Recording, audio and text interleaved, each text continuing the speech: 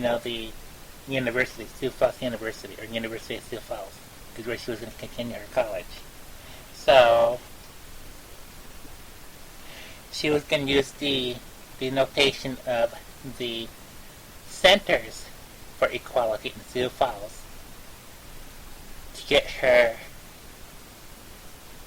get more experience and credits for college if she was accepted in college at the University of Sioux Falls. But situation was that she was going to do it with for no money at the center. So she later put in an application at the Center for Equality in Sioux Falls, and there was no response, and basically they closed. After what we had found out is that they closed because of her. It's nothing that she did. It's nothing that was against her. They closed because of her. They still have the location. They still have the physical address. They just closed because of her. So after doing some investigation, we later found out they were racist as well. So I myself talked to a person by the name of Alicia. Alicia did state that she is racist, and the tone of her voice basically gave it away. So, is what was one of the situations with that. So, anyway, back into 2012, Angela did get deported on behalf of the situation, being the fact that she did not get into college, or she didn't get the job at the center. Because she did state that if she would have gotten into college, or got the position at the Center for Equality in Sioux Falls, that she would have gotten into college to finish her degree. So, in being to the fact that she already had been trained as a suicidologist, or a suicide prevention counselor, or crisis counselor, or whatever, that she was going to continue her college degree as a psychologist, is what she was going to plan to do. And she was willing to do it without money to get experience at the center, is what was going to happen. But the Center for Equality did not realize that until it was too late. Angela Himalaya did get deported in August 2012. Angela Himalaya did actually state that she was no longer a part of the LGBT community, being to the fact that they did have a role in some situation that was happening to her. So she got deported. She never said goodbye either. So anyways, back to the situation with Wesley Carey is basically that when this whole thing started, basically these people started targeting Angela as well. Everybody had seen the photographs of Angela Himalaya and Wesley Carey, as well as me. So Wesley Carey had actually been a target of bullying, cyberbullies, cyber harassment, and of course of a situation in crimes. He committed suicide in, I think it was either October or November of 2013 is when he committed suicide. So, in which was noted, in which the people who actually seen it happen were the ones who reported it. All I did here basically was to explain to the situation to the people and why they did it and why they were doing it. I also explained to them why they were not telling the truth when they were the ones who actually did see it, and they're the ones who actually were the ones who were doing much of the crimes as well with it. Names of the people were situated in the crimes were actually given to Muddy Jackley. The names and photographs were actually positive ID as well, in which they had actually did what they did. The situation with Racy is the same person as Sheila. We did try to call both numbers of Sheila and Racy, and both numbers came undisclosed and disconnected. So Sheila and Racy are the same person. So in the end of all this, basically Sheila, aka Racy, is one of the main people who are bringing up the situation as well. We're not gonna put her on the spot, or him, basically, because of the fact that he had some role in some situations, but not enough to know any more further than what we got here. So basically, Racy did state that Angela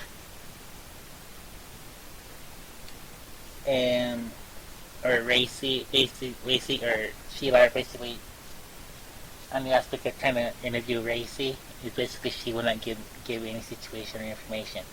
So, the only thing that was noted with Racy is that she was somewhat mentally unstable as well. So basically, Racy was showing some signs of mental illness. So, with talking to Sheila, aka Racy, basically is just stating for the books is that she's mentally ill. So, back to the case in 2008, 9, 10, or 12, or whatever. The business of behavior management systems did actually know that Racy, or Sheila, or whatever, was also seeing them as well. Behavior management systems in Rapid City had refused to comment. Behavior management systems is actually hiding some information from people as well. And think that the fact that there is a law governing the situation of privacy, we do have to get some more information on the situation with BMS. But we did actually send some emails to State of South Dakota and to Wesley's former case manager by the name of Sarah Flick on behalf of his death, is what we had did. So we had disclosed information, we had disclosed the situation to Marty Jackley, Sarah Flick of PMS, Terry Corson, or Corrigan, or whatever she goes by, has been also been stated in the situation, being that she was trying to help him as well. I do know that there's several other firmware employees with BMS that were actually in trouble as well, and they were actually reported to Marty Jackley. So we're not going to say any names because he does know who they are. The emails to Black Hills Special Services were also noted. Black Hills Special Services were aware of the situation. It's just that the staff were actually doing that to Wesley wouldn't tell the truth. So is the reason why they had quit at the spot, on the spot, basically left. And basically, Myrna Murray wouldn't tell the truth either. And I do have traceable evidence on behalf of Rich Garza as well, placing him in Sioux Falls, Hot Springs. So, Rich Garza did have a role in the situation in Wesley's death. Charlie Fieldman of BMI has also been noted in the situation, and other BMI employees. Emails that were sent from BMI threatening Wesley were also noted and sent to Marty Jackley. Marty Jackley is the one that's actually going to be pressing charges on behalf of Wesley Carey's death. So, being to the fact that the public had noticed that he did commit suicide, basically is the reason why this case has been brought forth against you. Or not you, but have been brought forth again, or attention for the situation. Again, case number 13-1798 on behalf of Wesley Harris Carey's death, suicide by cyberstalkers and cyberbulliers. Emails has been sent to Mighty Jackley on behalf of this case. And we'll continue on from here with either the laws or with the situation of the notation of why he committed suicide.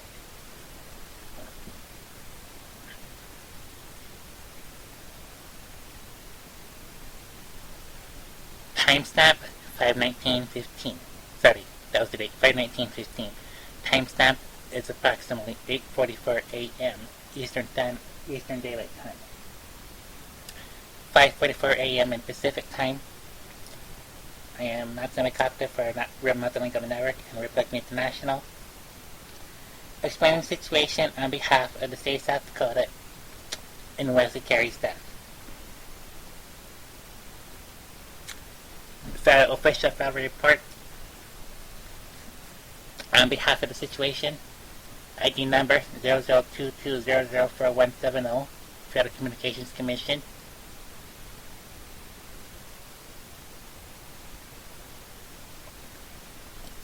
Stating the allegations and the laws. There is actually two laws that is governing the situation. One is the state law of cyberbullying within the state of South Dakota, and federal laws, which also include cyberstalking and cyber harassment.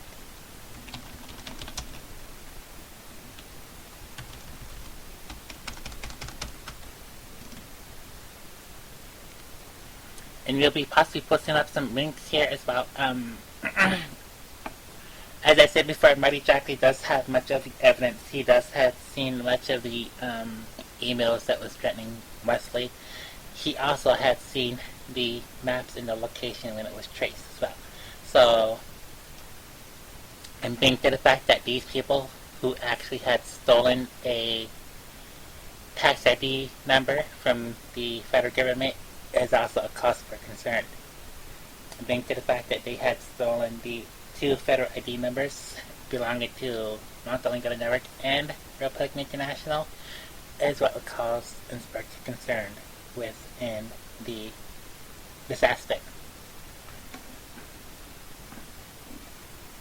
So, being to the fact that whoever these people are, Mighty Jackley does know who they are. He does have names, and we're not going to say any more names than what we had done. So, Mighty Jackley will be looking at either possible charges or to skip it. So if the state of South Dakota decides to press charges against people, that's their choice. I'm just here to make sure that they get caught, they get noted, they get seen, and that they get exposed for what they did. And being to the fact that they were already caught, being that several BMI workers has also been caught as well, is what was the cause for the concern.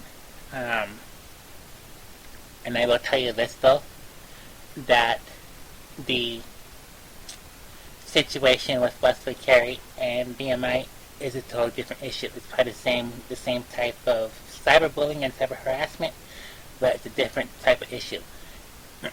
Think to the fact that they were trying to get him to stop with his I don't know what they were doing. Basically, they're just trying to stop him from doing anything when he wasn't the problem. The reason why they had a problem with him is basically they were racist, they were being ignorant, they were being belligerent, they hated him, and they also know that whatever they're going to do, they were going to succeed.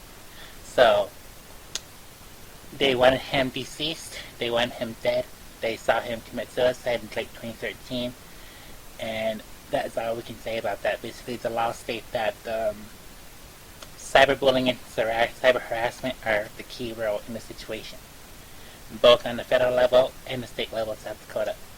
And being to the fact that it is noted on both sides is what was the cause of the concern of his death. So basically,